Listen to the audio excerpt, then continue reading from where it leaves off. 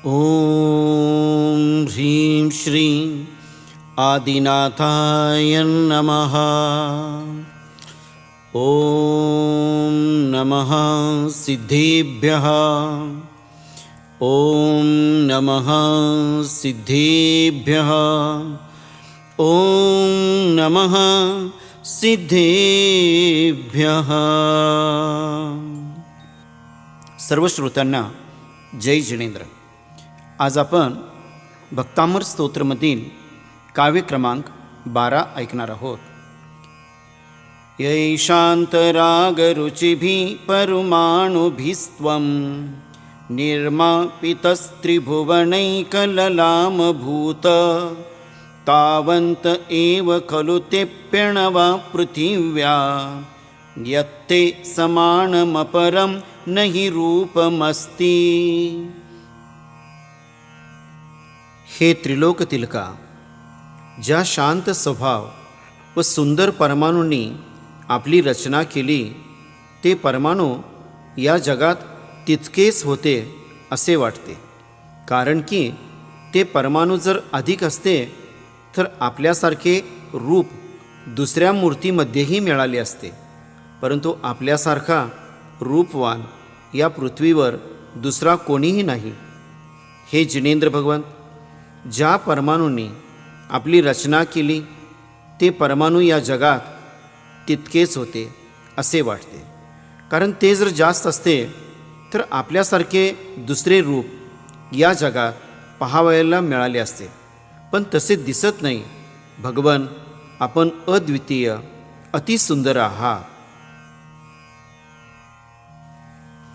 याची विशेषता सांगताना वृद्धी आणि मंत्र जाप सांगतात। ओम ह्रीं अर्घं नमो बोहीय बुद्धिनं ज्रौं ज्रौं नमः स्वाहा। ओम आम आम अम अहा सर्वराजा प्रजा मोहिनी सर्वजनवशं कुरु कुरु स्वाहा। ओम नमो भगवते अतुलबलपराक्रमाय आदिश्वर यक्षाधिष्ठाय ह्रां ह्रीं नमः। ओम ह्रीं श्रीं क्लीं निजधर्माचिताय ज्रौं क्रौं रं ह्रीं नमः। यंत्राची विशेषता सांगताना या ठिकाणी सांगितलेलं आहे की स्नान करून शुद्ध लाल रंगाचे वस्त्र धारण करून पूर्व दिशेला मुख करून आपण लाल आसनावर सुखासनामध्ये बसावे।